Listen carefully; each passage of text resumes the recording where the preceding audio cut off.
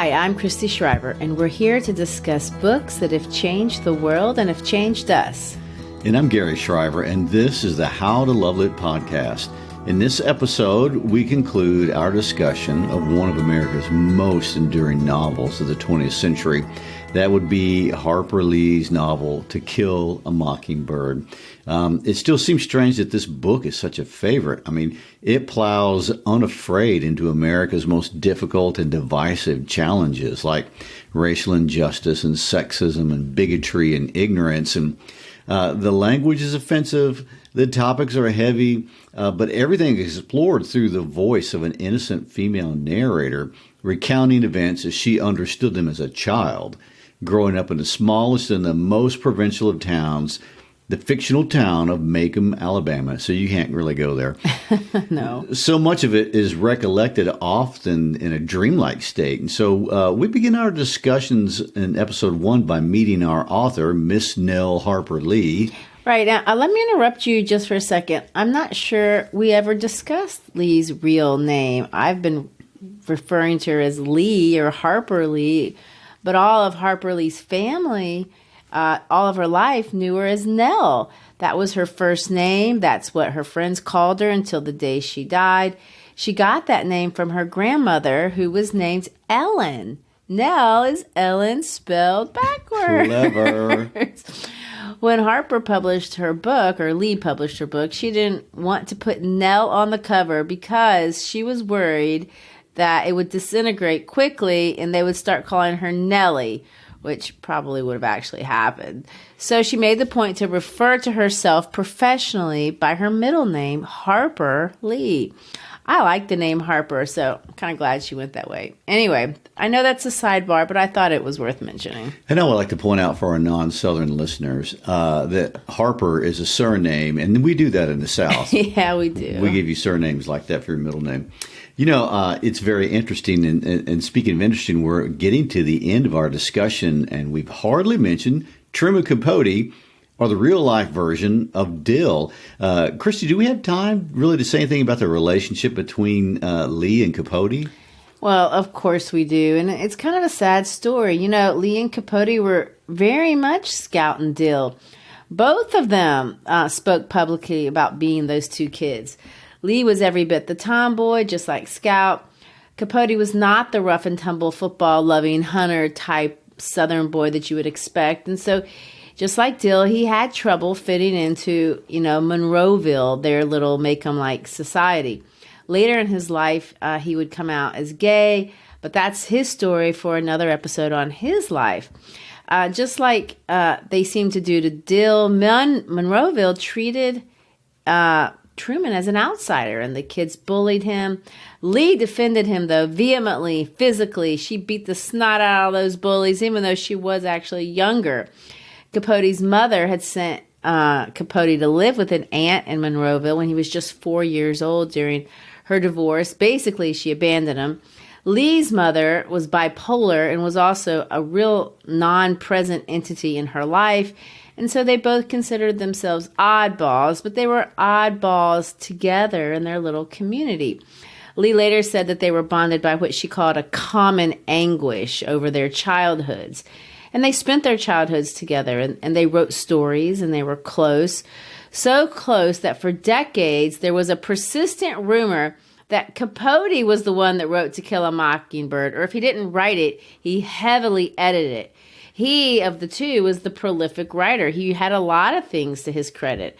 And for generations, this was a rumor. However, about a decade ago, a letter surfaced that Capote had written to his aunt. And the letter was dated July 9th, 1959.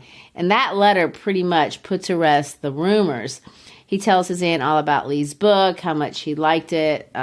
But beyond the letters, there have been a lot, now that we have the technology to do these things, computer scans with algorithms that would do text analysis, and they compare the textuality of Watchmen with Mockingbird, and then again with Capote's work. And so there is some sort of definitive certainty.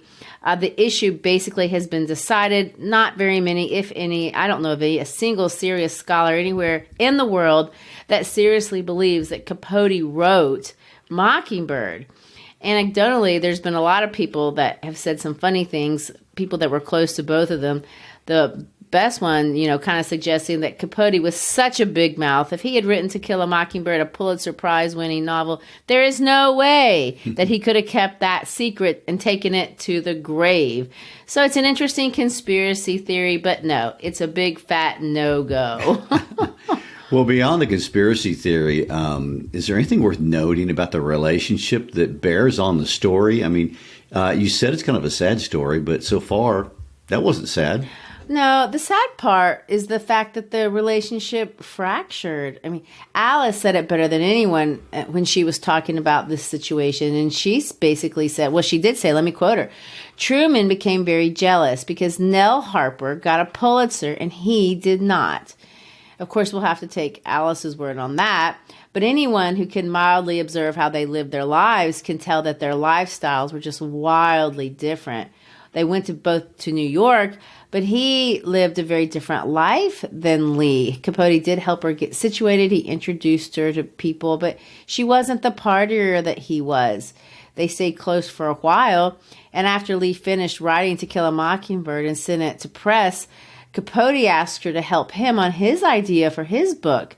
There'd been a murder of a wealthy family in Kansas, and he wanted to investigate it and write about it. Lee had studied law. She knew about criminal law and was very familiar with the kind of things that you would have to do. So she took Capote up on his offer. He hired her. She went out to Holcomb, Kansas, spent hours researching and writing for Capote's book. She composed over 150 pages of notes. She even wrote an anonymous letter praising the local detective in the case, and it was published in the Journal for the FBI. The rupture can be traced to when Lee's book came out and became so successful. Capote really was jealous, and they couldn't really maintain a relationship after that. Lee later had several harsh things to say about her friend. The first was, and let me quote her, I was his oldest friend, and I did something Truman could not forgive. I wrote a novel that sold. He nursed that for more than 20 years. The second thing that she said, she just basically said, he's an incessant liar. And of course, this is something that we see in the character of Dill. In chapter 5 in Mockingbird, Lee says this, Dill Harris could tell the biggest ones I ever heard. And of course, that's who Capote was. Lee said this about Capote. I don't know if you know this about him, but his compulsive line was like this. If you said, did you know JFK was shot? He'd easily answer, yes, I was riding in the car when it happened. So finally, after all the work she did on his book, it offended her that he altered so many of the facts to the point that, Truman's book was really a book of semi-fiction. Also, when he published it, and it did become successful in cold blood, he never acknowledged her contributions, but instead, in the acknowledgments, gave the shout out to his lover at the time. So that's the sad ending of this Dylan Scout story. Well, I mean, yeah, that is sad. And it's an interesting meshing of her personal history into her book. But, getting back to the book, let's remember that in the second episode, we basically talked about part one, those innocent childhood days that were reminiscent of her time with Capote. And we talked about the motifs of education and ignorance that she threads into the story.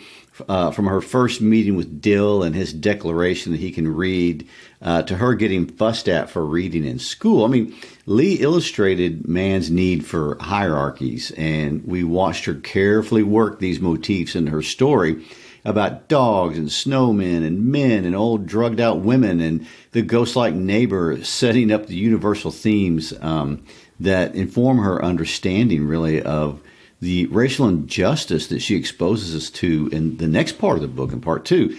In part one, Lee introduces a struggling community, a diseased community, to use Atticus's words, but one that feels very much like an Eden to an innocent little girl narrator.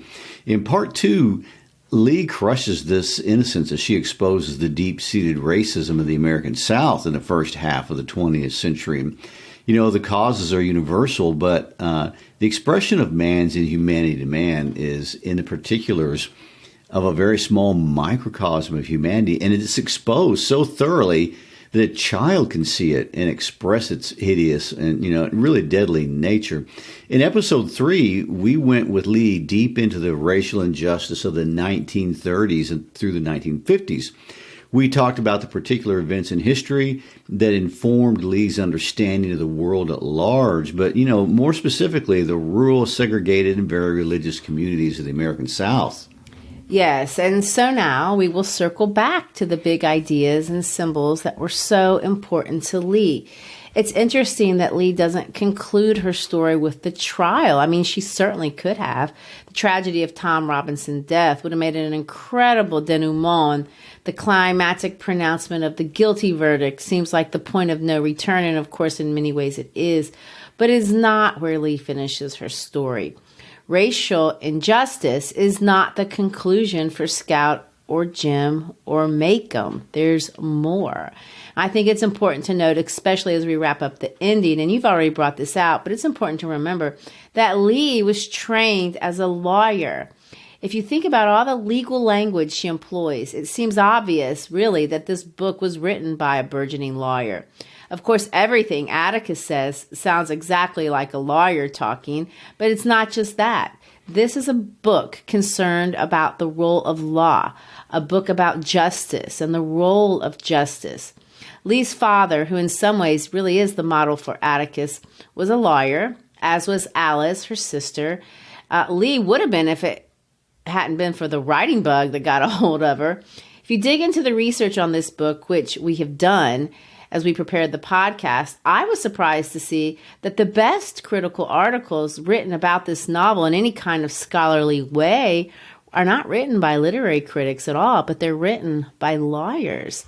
In my field of literary criticism, that's very unusual. I was interested to see that there are many, at least several law professors that actually use To Kill a Mockingbird in their classrooms as a textbook as they introduce the topic of legal morality. Legal morality, huh? Some would say that sounds a little bit like an oxymoron. I know, and that may be why lawyers like the book. I mean, Atticus does seem to redeem a profession that's often berated. Atticus is a man of integrity. He flies in the face of the narrow stereotype that, all lawyers are ambulance chasing money grubbers. I mean, I'm not going to say that's about lawyers. I'm just going to say that's the cliche. But I claimed at the beginning of this series that this story is not about Atticus. It's a story about children growing up. And of course it is. It's exactly what it is. But I should qualify that statement because that's not how Lee defines her book at all. When she was asked to define her book, she said this: To Kill a Mockingbird is a love story, plain and simple. Of course, every novel of note is more than one thing, and there are several different ways that this is a love story. I mean, this is a story about family love, brotherly love, friendship, the love of one's community, the love of one's fellow man. And we can flesh those out. We can argue that they're all kind of interconnected and the reason people love the book. The most famous symbol associated with the book is, of course, the mockingbird, and it connects into this love narrative that's embedded in almost every line of a grown woman as she recollects her former self as a little girl growing up in an Eden created for her by a father that she clearly idealizes. A father who preserved her innocence until he could no longer shield her from reality. He kept her from bitterness as best he could, and he raised her in a mental space that insulated her from the disease that infected the world around her.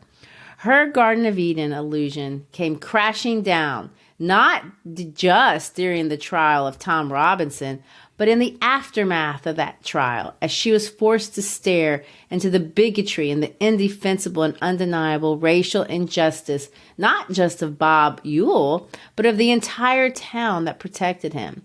Macomb is diseased, and it isn't just the rural poor from the trash heap or the ignorant farmers in the country. It's also the self-righteous, high-minded, church-attending, well-dressed, and well-bred, finger-pointing missionary society ladies. They are no better. The townfolk they don't take their citizenship seriously enough to even be members of juries. They're no better. The teachers in her school who quote founding fathers and defend so-called righteous wars. They're not any better. The only one who does not fall from grace in Scout's eyes is her daddy. That's the central love story of the text. Atticus Finch, now I keep reminding you every episode, is a fictional man of the 1930s. And the reason I keep bringing this up is that he has been criticized in our day by standards that were unheard of in the 1930s or the 50s. But for all of his blind spots, and there is a ton of literature that highlights Atticus's blind spots, and in fact, that's mostly what you'll find, we shouldn't lose sight of Lee's main point. This is a man who, against the mores of his day, political expediency, his community, and even his own family, stood up alone for the life of a person he did not know in a community who said that person was of little value. He didn't have to, and everyone knew he didn't have to. Most didn't even understand why he would do it. He wasn't a crusader. He wasn't a civil rights activist. He wasn't a preacher. He wasn't a prophet of any kind. The reason he gives when Scout asked him in chapter 9, and I want to quote him here, the main one is, if I didn't, I couldn't hold up my head in town. I couldn't represent this county in the legislature. I couldn't even tell you or Jim not to do something again. At the end of the book, Arthur Radley kills Bob Ewell, and Atticus believes Jim did it. He expresses to the sheriff that he wants Jim to go to court and face the responsibility for what happened. Mr. Tate, who knows more about what happened than Atticus does, tries to talk him down. But Atticus interrupts Tate. Read for me, if you don't mind, the quote. What does Atticus say? Heck, if this thing's hushed, it'll be a simple denial to Jim of the way I've tried to raise him. Sometimes I think I'm a total failure as a parent, but I'm all they got. Before Jim looks at anyone else, he looks at me, and I've tried to live so I can look squarely back at him. If I connived at something like this, frankly, I couldn't meet his eye, and the day I can't do that, I'll know I've lost him. I don't want to lose him and Scout because they're all I've got. You know, it's an interesting way of expressing his reasons. I mean, those reasons aren't patriotic. They're personal. Atticus is a man who wants to live a consistent life. Maybe lawyers like Atticus, because by nature of the profession, they are often in similar ethically difficult positions over the course of their careers. I mean, how do you measure justice to law? And, how do you follow the law when legal maneuverings may lead to something that you personally think is unjust? And I read an article written by a lawyer nonetheless that pointed out that Atticus's desire to be a gentleman, as he called it, actually got in the way of defending Tom Robinson. The law article said a real rigorous defense of Tom Robinson would have necessitated exposing the vile sexual and physical abuse of Mayella by her father. He went way too easy on the Ewells, and there's a sense that Atticus failed Tom Robinson in that regard. Well, if you put it that way, that's probably true. And I guess those are difficult decisions lawyers are always having to make. I told you the literature is hard on Atticus. But the larger point, and the one that Lee makes multiple times, is that Atticus Finch pursues to live an integrated life. By that I mean Lee does everything she can to demonstrate that Atticus is not hypocritical. And most of us are hypocritical, either because we choose to be on purpose or we have blind spots, and these blind spots make us so. Atticus aims to be consistent in all areas of his life as best he can. Miss Maudie describes him like this. Atticus Finch is the same in the house as he is on the public streets. And that, we find out in part 2, is something we can't say about almost any other character in this story, possibly with the exception of Miss Maudie, but not even Scout can claim that. Everyone, for better or worse, is either living a double life or they're living by double standards. Integrity is an interesting word, and it's really an interesting concept. First of all, we all admire it innately. We can spot it. Even children have a keen internal sense of people who are living their truth, and they have just a visceral hatred of hypocrisy and people living inconsistent lives. But, integrity isn't easy.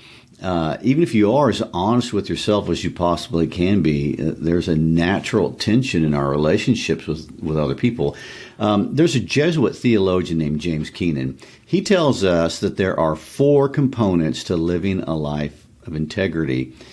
Knowing how to judge these is what he calls prudence. And thinking about this book is a book about integrity is interesting for all the characters, but especially when we look at the hero, Atticus. The first component of integrity is having a sense of justice. And justice demands that the welfare and rights of others be recognized. It's about equality and it's about fairness. And this is deeply embedded in Atticus's professional life. It's embedded in the American founding documents, like the ones that he references during the trial.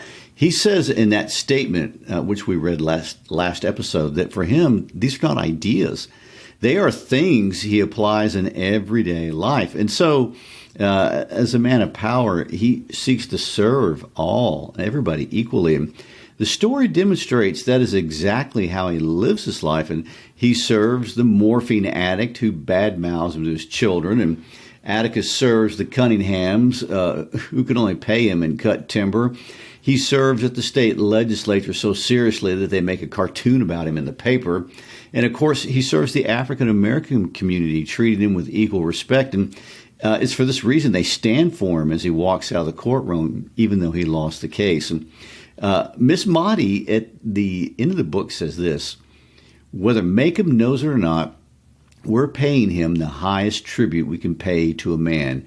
We trust him to do right. I mean, it's just that simple. I mean, the town, even if it is just intuitively, it knows and trusts Atticus's deep need to pursue justice. And so they do take the cowardly road, knowing that he's going to do the difficult thing, but it's going to be the right thing, and they don't have to. I mean, when Atticus defends his decision to defend Tom Robinson to Scout, he explains it to her like this: Scout, it's not fair to you and Jim, I know that. But sometimes we have to make the best of things, and the way we conduct ourselves when the chips are down, well, all I can say is, when you and Jim are grown, maybe you'll look back on this with some compassion and some feeling that I didn't let you down. This case, Tom Robinson's case, is something that goes to the essence of a man's conscience. Scout, I couldn't go to church and worship God if I didn't try to help that man.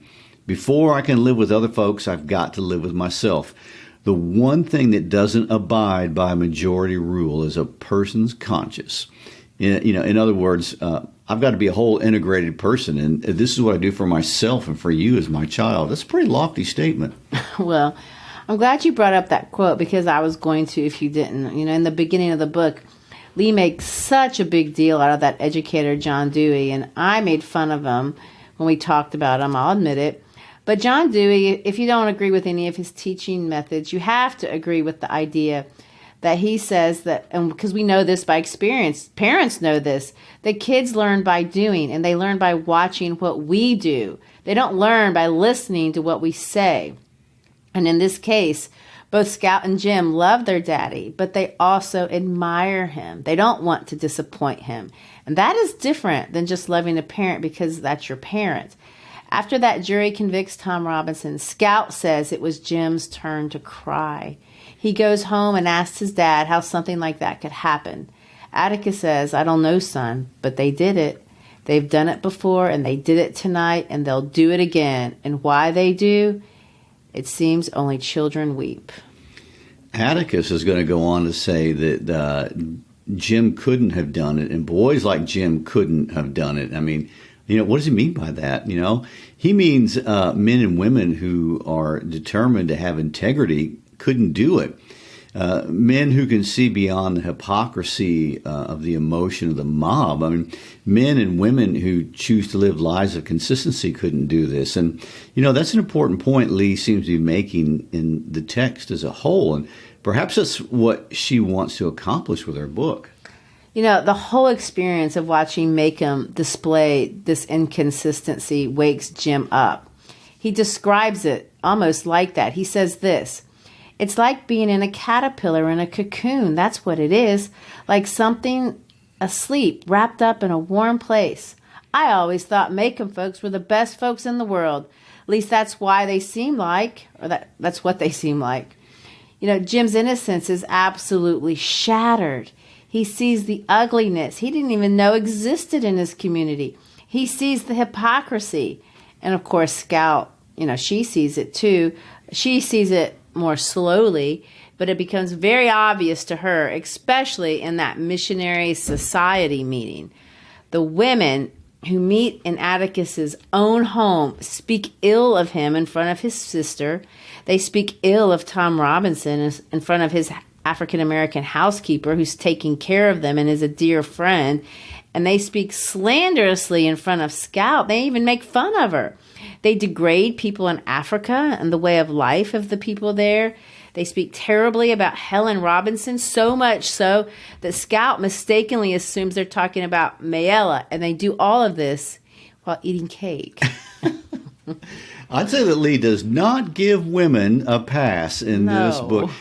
Scout says more than once that men are better than women. I know that offends your sensitivities. It does. Part of it is that they have more power, but another part of it is this passive aggressiveness that she witnesses at the Missionary Society meeting. I mean, never mind it was all done in the name of God, which makes it, that much worse. I know. And if that missionary meeting wasn't enough, there's one more thing that really puts Scout over the top. Scout confronts Jim about her teacher that he had when he was in her grade. And let's look at that part. Well, she went on today about how bad it was him treating the Jews like that. Jim, it's not right to persecute anybody, is it? I mean, have mean thoughts about anybody even, is it? Gracious no, Scout, what's eating you? Well, coming out of the courthouse that night, Miss Gates was going down the steps in front of us. You must have not seen her. She was walking with Miss Stephanie Crawford. I heard her say it's time somebody taught them a lesson. They were getting way above themselves, and the next thing they think they can do is marry us. Jim, how can you hate Hitler so bad and then turn around and be ugly about folks right at home? Jim was suddenly furious. He leaped off the bed, grabbed me by the collar, and shook me. I never want to hear about that courthouse again. Ever, ever. You hear me? You hear me? Don't you ever say one word to me about it again. You hear? Now go on. I was too surprised to cry. I crept from Jim's room and shut the door softly, lest undue noise set him off again. Suddenly tired, I wanted Atticus. He was in the living room, and I went to him and tried to get in his lap. Atticus smiled. You're getting so big now, I'll just have to hold a part of you. He held me close. Scout, he said softly, don't let Jim get you down. He's having a rough time these days. I heard you back there. Atticus said that Jim was trying hard to forget something, but what he was really doing was storing it away for a while until enough time passed. Then he would be able to think about it and sort things out. When he was able to think about it, Jim would be himself again. It bothers her that her teacher had talked to them about the evils of Hitler and totalitarianism and extols the virtues of democracy. But all this is in theory. And in her everyday life, she practices none of that. She has no integrity. She's not whole. Scout doesn't know what to do with all that hypocrisy. She never even knew it existed. And Jim, he can't even talk about it. He's that upset. He cannot reconcile the world of his childhood with this bigoted world of hypocrisy. Which leads me to the other side of justice, maybe a higher side. Justice is knowing how to arbitrate power fairly. And we all have power over others at some point in our lives. And Atticus is not a legalist when it comes to the legal codes of Alabama, and he never has been. Atticus tells Scout to turn a blind eye to Bob Buell's poaching because if the community didn't let him hunt out of season, his children would have nothing to eat. And, even though he struggles at the end with what to do with the death of Bob Buell, one of the principles we see throughout is his deeply held belief that it is a sin to kill a mockingbird. And when he's asked to explain what that means, what he means, what he says, it is the God-given duty, not man-given. He's using biblical language, the language of higher law. Anyway, it is the God-given duty to defend the weak and the helpless. And it's eventually this argument that Heck Tate uses to explain to Atticus that even if Atticus fights him on this, he will not prosecute Arthur Radley for the murder of Bob Buell, and he can view it as just. It is using my power to execute fairness. Whew, that's getting into some sticky ethical territory, isn't it? Very much so. And there are arguments to be made whether Atticus and Hecate did the right thing in this situation. It's why Atticus struggles with this ethical double bind so much. And it brings me back to the Jesuit James Keenan's understanding of virtue for justice. It's one big part of integrity, but it's not the only part. There's another dimension, and that is the ethical dimension of what he terms fidelity. We have a duty to our fellow man to treat people justly, but we have a duty to those with whom we have special relationships with to be faithful. Our friends, our family, our community. If man, and I use that word generically in the sense of mankind, but if man is anything in this world, he is relational. We are in relationships, and we cannot exist outside of relationships. And we have a sacred duty to those with whom we are in special relationships to treat them specially. And if I go to visit my child at school on his birthday, it's not the expectation that I bring treats for all the kids in the class. I mean, if I say I brought a special lunch for my son, it's understood. He's my son.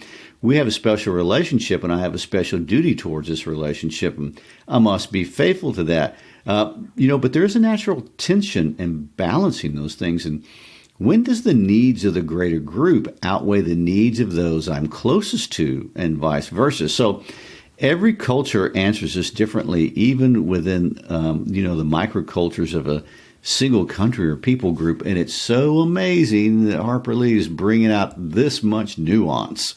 Well, it really is. Atticus uniquely is a single dad, and he struggles with that. He plays and he reads to Jim and Scout. He extends grace and tolerance to his sister, even though he disagrees with her values in deep ways. His fidelity extends to Calpurnia, and he defends her place as an honored member of his household to other members of his household, and even to his sister. He does everything in his power to help his children not to develop grudges to the other members of their community. He's constantly reminding them to try to walk in their shoes as best they can. He takes care of this rotten morphine addicted neighbor. Don't forget that. And at the end of the book, this will be his reason for protecting Boo Radley. He is not being inconsistent to his understandings of justice and fairness. He is prudently, if I'm going to use that word, balancing his sense of justice with a sense of fidelity. And that brings us to the final element of integrity. And that is a third thing we see in the character of Atticus. We have a duty to all, justice, a duty to our community, but we also have a duty to take care of ourselves.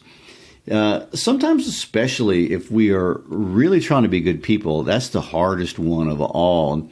Atticus does seem to struggle with this, but Lee has drawn for us a character who does attempt to take care of himself. And notice the details she includes that seem kind of arbitrary. He walks regularly instead of driving for exercise. He sits by himself at church and not with his family so he can align himself spiritually. But, most distinctively, we see that he takes time to read.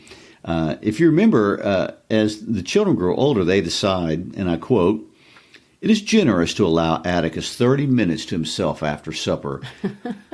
Reading is where Atticus finds his center and he orients his life. I mean, Scout says this at one point. "I sometimes think Atticus subjected every crisis of his life to tranquil evaluation behind the Mobile Register, the Birmingham News, and the Montgomery Advertiser." All this reading has helped Atticus keep his sanity, but it's also helped him find his self-identity.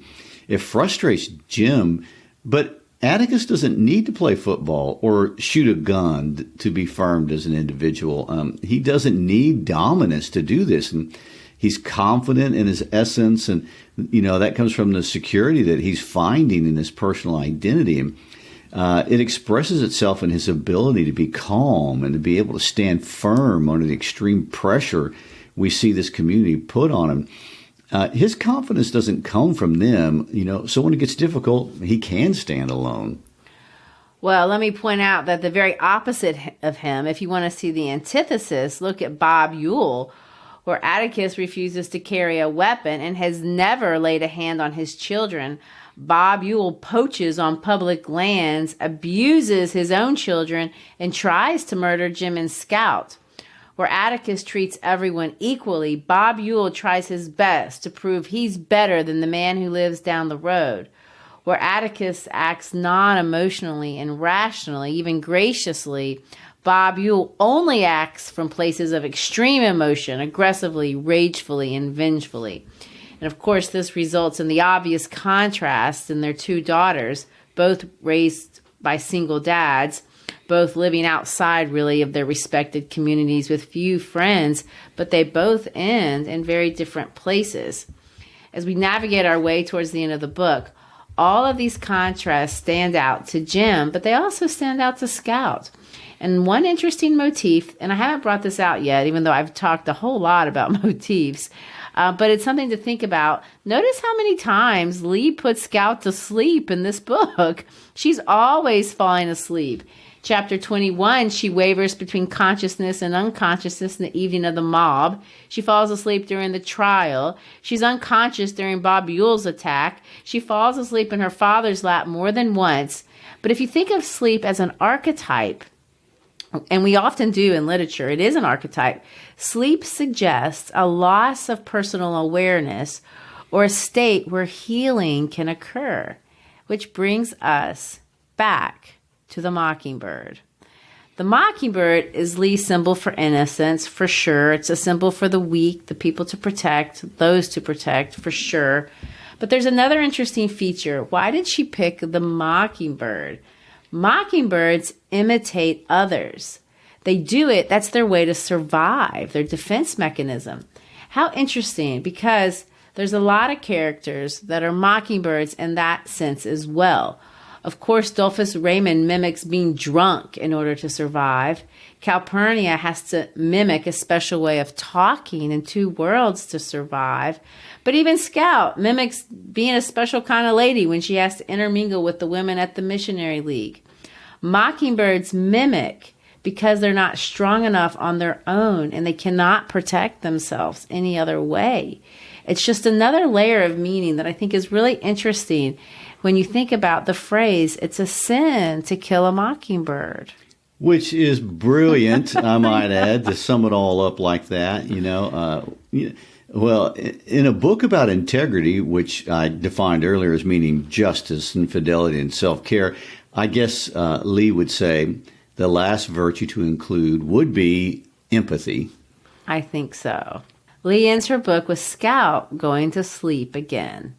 Scout is willing herself to stay awake, but the rain is soft, the room is warm, her father's voice so deep that she falls asleep into that loss of personal awareness and hopefully into a state of healing.